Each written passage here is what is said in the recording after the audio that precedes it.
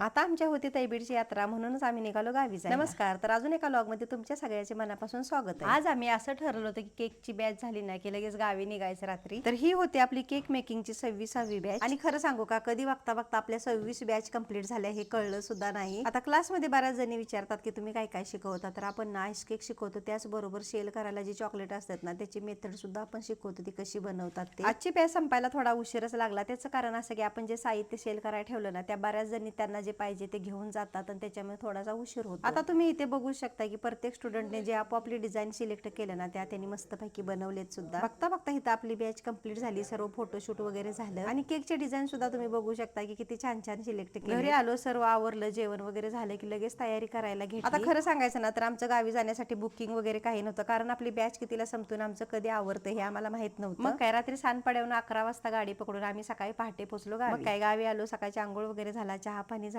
चला तर मग भेटूया पुढच्या व्लॉग मध्ये. आता गावी असल्यामुळे तुमच्या मेसेजला थोडा रिप्लाय देणं लेट होईल, तेवढं थोडं समजून घ्या. चला तर भेटूया पुढच्या व्लॉग मध्ये. धन्यवाद.